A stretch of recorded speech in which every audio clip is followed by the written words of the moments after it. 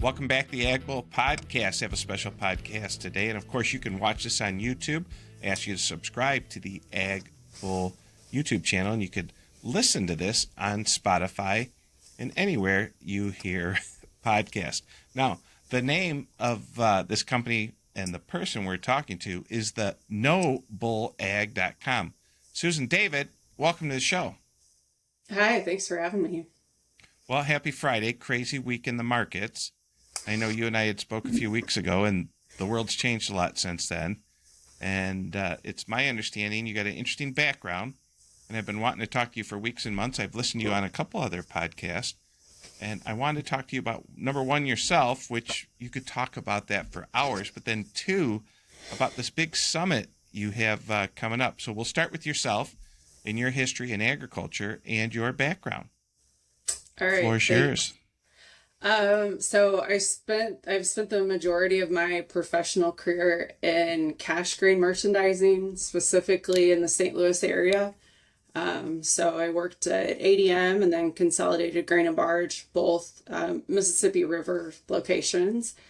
And my focus has always been producer origination. So I've been dealing with farmers for the past almost 2 decades now. But that's easy to do, right?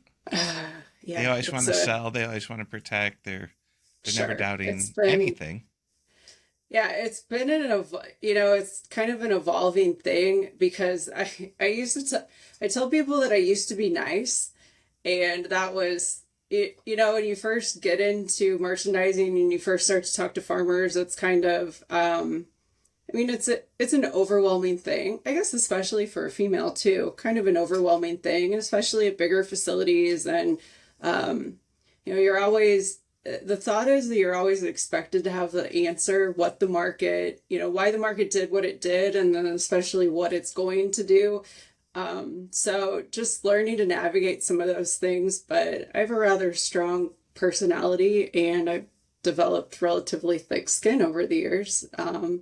Which I guess it makes sense now that I have a company that's no bull, because it is what it implies. I learned a while ago that with producers, a lot of times you have to be pretty blunt, and risk management it's a difficult thing to navigate. And so sometimes I guess my goal now is just taking things that are relatively complicated and trying to put them into digestible nuggets that can help anyone from the producer level to someone like yourself with an attractive chart. So that's awesome. And, sometimes in agricultural markets, they're boring, and sometimes they're exciting.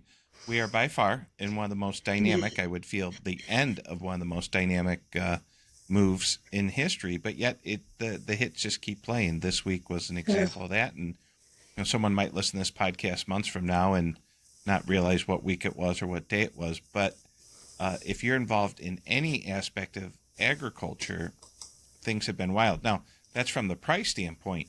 You like to talk a lot about technology and things. We talked before we hit play about carbon credits, and I'm probably not going to suggest you talk too much about that because you know so much about that, but it is an interesting subject. And let me ask you a couple questions. I was thinking when you were talking on a busy year when you were a grain originator, just give people an idea. How many bushels would you buy a year?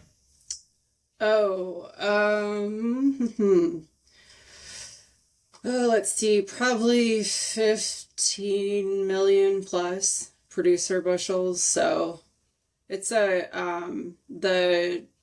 St. Louis market it's one of those things you don't really, when you think about like where's the center, the heart of grain origination or a lot of volume movement in the country, you probably don't think St. Louis, Missouri. That just seems like an odd thing, but where it's located St. Louis is the farthest north point on the Mississippi before you get in the lock and dam system. So it has a freight advantage as far as barge transportation goes. For that reason, a lot of rail works into St. Louis. Margins are really thin compared to a lot of your other markets, big markets in the country. So by default, it's a really large volume, low margin area. And if you are an exporter, if you're an exporter at the Gulf, you almost have to have a facility in St. Louis or have an agreement with someone that has a facility in St. Louis to help stem your origination needs. But to answer your question, lots of volume is kind of the background there. And everything I see with the things we do at Advanced Trade and everything else, they talk about St. Louis, the Gulf, the PNW, but the Mississippi River, help me understand. I have an office in Bettendorf, Iowa. How important is the Mississippi River to grain transportation? Well, it's vitally important, and we found that out, kind of the hard way this When it past was fall. empty at harvest, at the gut slaughter harvest, yeah. Yeah. Yeah, you don't realize that you have a problem until you have a major problem. As far anyone on the river had been dealing with it or watching it for a while, but it seemed like the market's attention finally went to the Mississippi and the problems there. And at the moment, I wouldn't call us in a situation that's that much better. We're still dealing with reduced drafts and some things like that, except some areas are better, but man, let's hope we don't have to deal with that again this fall. Yeah, it just seems like there every day, every week, there's a new challenge. Tell us real quick Yeah. about Noble. What on a daily, what's your day like? You wake up, you go to work. What's work look like? Who are you helping? Who are you educating? I guess just flat out, what are you selling?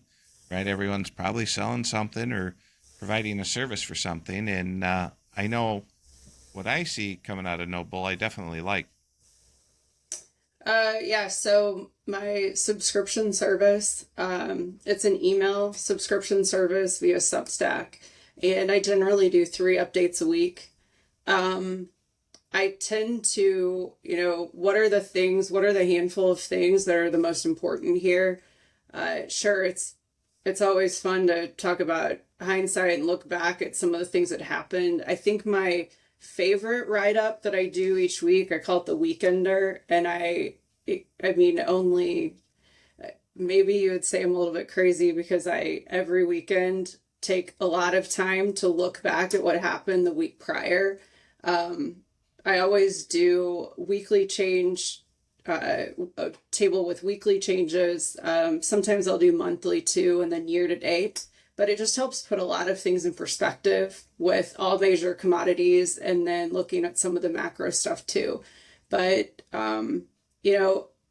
there's not one set of rules I follow. I just think it's really important to kind of shine my own light on the things that I see that pop out in my mind. What should we be looking at instead of stating the obvious? And then it's always interesting to see relationship trading. And I think that like soybean oil, huge focus there with what's happening in renewable diesel and the way that that's transforming U.S. soybean demand. So watching those things right now, we have so much going on with Argentina and their short crop, and then eventually we'll probably see meal come back and lead things. But like today, we saw oil rally in a big way. Oil trades like an energy now, and it's almost like the market today maybe is playing a little bit of catch up after we rallied wheat and then corn to some extent earlier this week with what's going on in Russia and Ukraine. But we tend to forget that the majority of the world's sunseed oil exports come out of the Black Sea. So that's really important to vegetable oils. And, that's also something that we need to be looking at. Absolutely. I noticed canola really picked up. I trade canola on the Canada ice version, and it's not something a lot of people have access to. It's probably not something a lot of people trade, but I do like keeping that soybean oil ticket right next to that Yeah. canola rapeseed ticket. It's not oil yet, right? It's rapeseed, and yeah, there's so many wild things changing. Real quick, let's jump into the meat of it. The one item I'm looking forward to in August and wanted to promote was your summit. I have so many questions about this. One, who's St. Louis playing in baseball? And two, where's everyone staying? And then three, on a serious note, how the heck did you get this idea to do this Ag Summit? And I'm just excited to talk about it, promote it. I'm excited to go. Oh, I'm excited to meet you too. Or finally meet you in person. So they are playing the Twins. Cardinals, not exactly a stellar year this year so far, but hey, that's okay. At most of these things, I feel like people don't really pay much attention to the game anyway. And that's kind of how this event is designed. We're ending the event with the game, and it just provides a really good networking opportunity. That's one of the reasons that I wanted to do something like this is I feel like there just aren't that many events that are open to anyone in the industry where we can see both producers and industry professionals like me, like you, come together and, you know, kind of mingle and make new friends. So I think that that's one of the biggest reasons to come is there's a really interesting variety of leaders from all walks of agriculture that will be at this event, and I think it creates a lot of opportunity to meet new friends and exchange ideas and hopefully make connections that are lasting and valuable. Absolutely. Now, normally these events are in the winter. Yours is in the gut slot of summer. Could be a hot, Yeah, steamy one down there in I St. think Louis, so. which is Yes. fine. That's fine. We'll drink lots of cold beverages. Uh, I have to say, I've been thinking as you've been speaking, all the years I went on the floor of the Board of Trade, one of the neatest things about being on the floor of the Board of Trade and being a member was as you were trading in the corn pit or the bond, well, more the grains than the bond pit. It wasn't as easy to take people around the bond floor. But when I was on the grain floor, I met so many people I still know to this date that they went on a tour of the Board of Trade. I found the Chicago Board of Trade by going on a tour. And the networking opportunities you talk about, like we all know each other from social media, but I've never met you. You've never met me.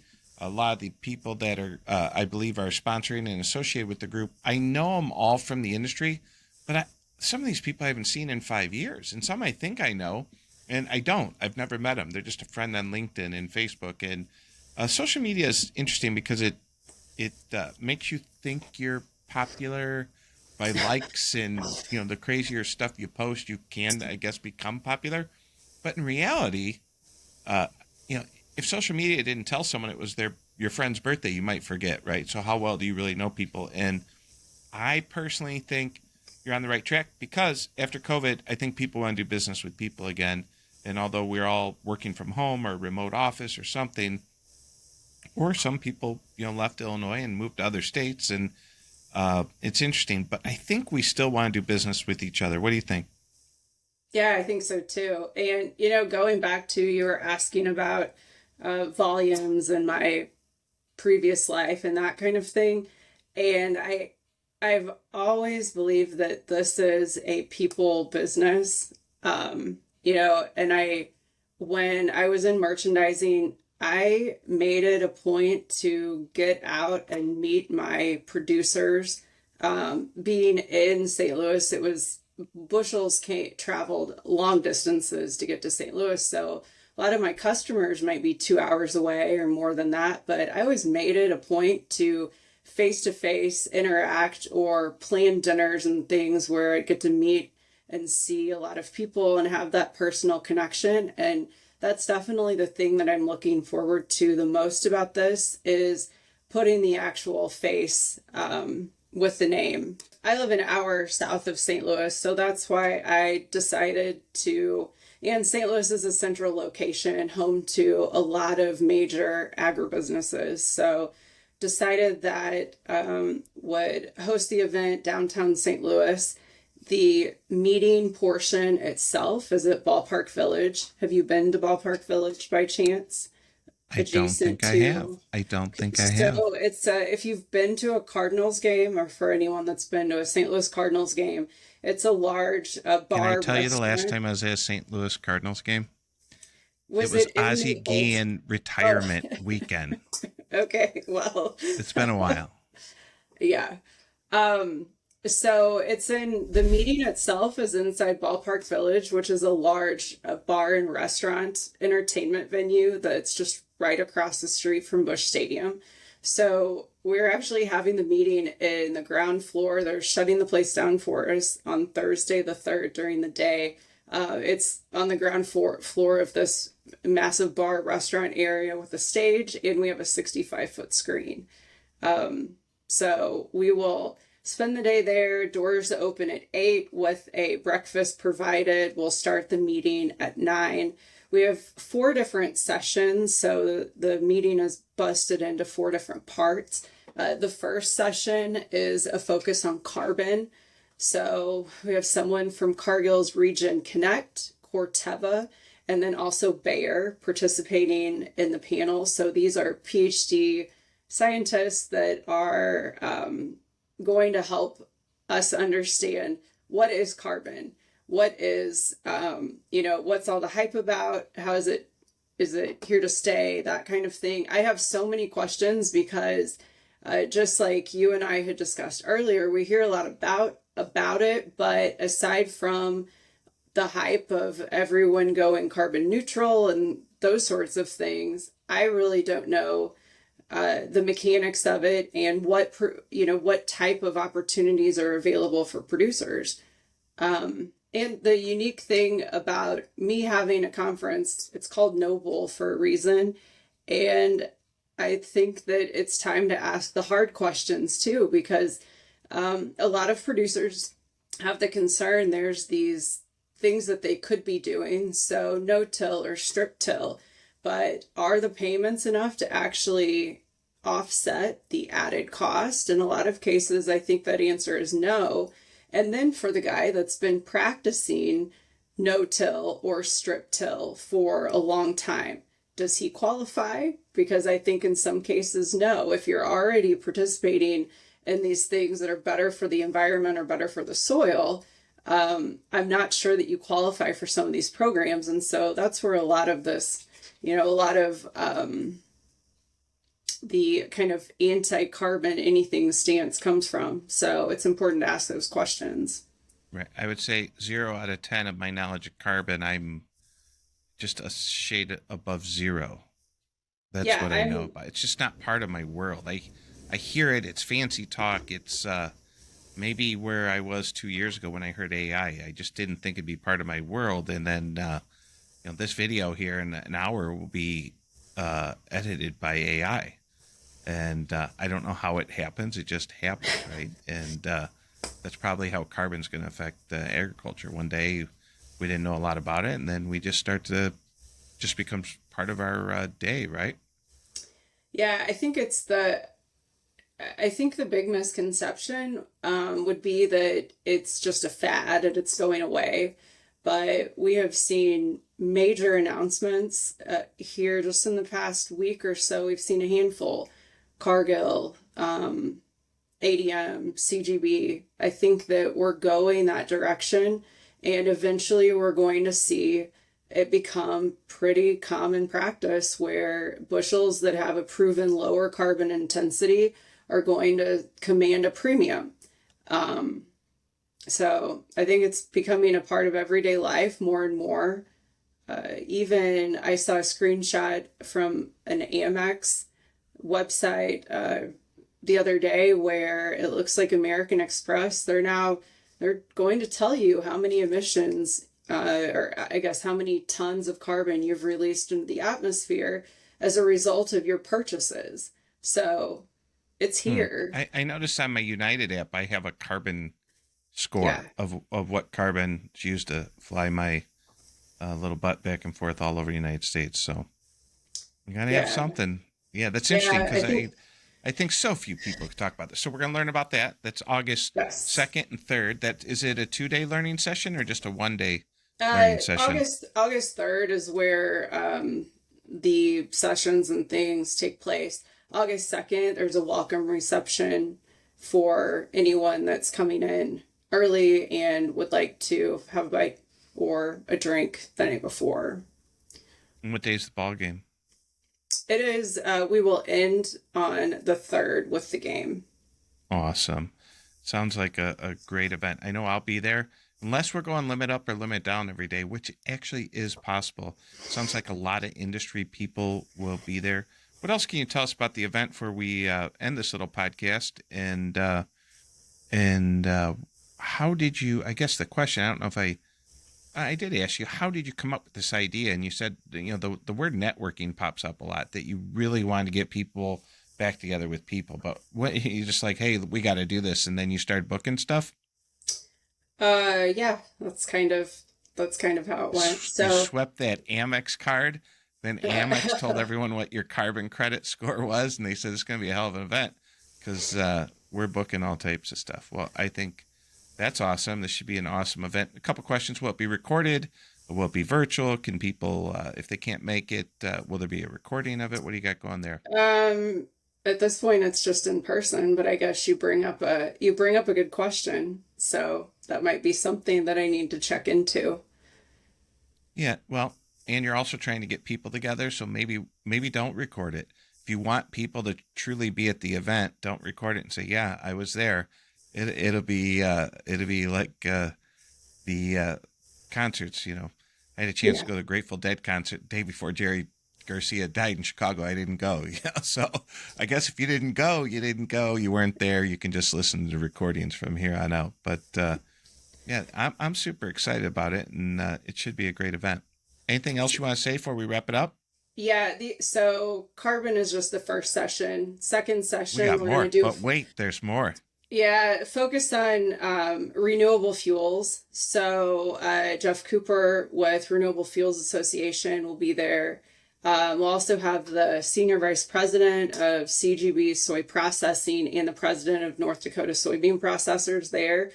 Hmm. So, massive transformation underway in renewable fuels. We have EVs coming on stronger than ever before, which is potentially displacing our need for ethanol and gasoline, or as we lose gasoline demand.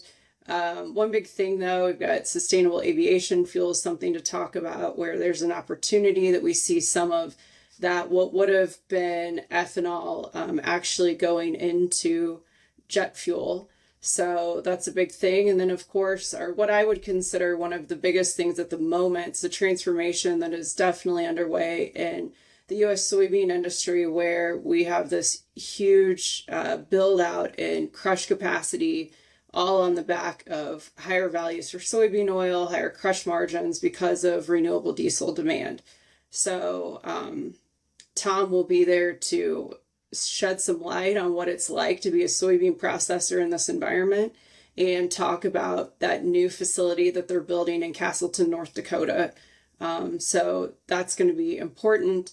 Mike DeCamp will be there with CoverCress. CoverCress is a partnership between Bayer, Bunge, and Chevron. It is a winter oilseed crop. So you sow it in the fall as a cover crop, then you will harvest it late spring, and it actually has value as an oil seed delivered to certain Bunge processing locations. It also sequesters carbon, I guess, at the same time. And then the third session, we have John Deere present. We also have Bayer. So we'll be talking about some of those innovations and the things that are changing agriculture. The changes of genetics and improvements in production and hopefully profitability. And then I'll have Joe Jennings with Deitas. They have Tilly, which is a crop insurance software platform where they're using AI to help producers and agents make more efficient and effective crop insurance decisions. So I'm anxious for that because we should have a live demo on stage. And Okay, then to, but wait, sorry, go there's ahead. more. No, I Oh, was gonna there's a say, little bit more. I hope you're giving Well, out notebooks and pens and pencils because this is gonna I be I I a am. lot to take. All right. Yeah, I am. And, and it's not, this isn't meant to be the deepest dive ever into these things, but this will be just a setup where it's me and the panelists on stage, and we're going to have somewhat of just an open discussion of a lot of these changes and things. So I'm excited because I get to ask the questions. And there's so many questions because we have so many big changes going on. But to wrap it all up, CGB Enterprises is sponsoring the happy hour session, last session of the day. Matt Bennett with agmarket.net will be there with me, and we're going to recap kind of the things that have been discussed earlier in the day, and then really talk about what does it mean for grain and oilseed demand going forward with some of these big changes. So I think it's a lot to process, but I think we need to have meetings like this, and I congratulate you for doing it. Well, I'll wrap it up and reintroduce you again. This is Susan David with nobleag.com. You are having the Ag Bull Summit on August 22nd and 23rd. You finish it up, my friend. There's still tickets available. How much are they? And how do people get signed up? And then we'll end this little podcast. Sure, you go to nobullsummit.com. It's $299 per person to register. That includes all of your meals, happy hour, and then of course the game on Thursday, August 3rd. That evening, Cardinals take on the Twins. It's all inclusive, and it includes an open top shelf bar. So wonderful. That sounds like a wonderful opportunity. And best places to stay in that area? There's a Hilton. It's called Hilton at the Ballpark that is right across the street. So there's a room block available. If you visit nobullsummit.com and click on stay, there's a link. You got it all covered. Susan, pleasure to meet you. Thank you for throwing this. Again, the No Bull Summit. It's a first. There's a first for everything. I got a feeling it won't be the last. Thank you for joining the Ag Bull Podcast. My name's Tommy Grisafi, and I am bullish agriculture, much like yourself, young lady. Have a good night. Thank you.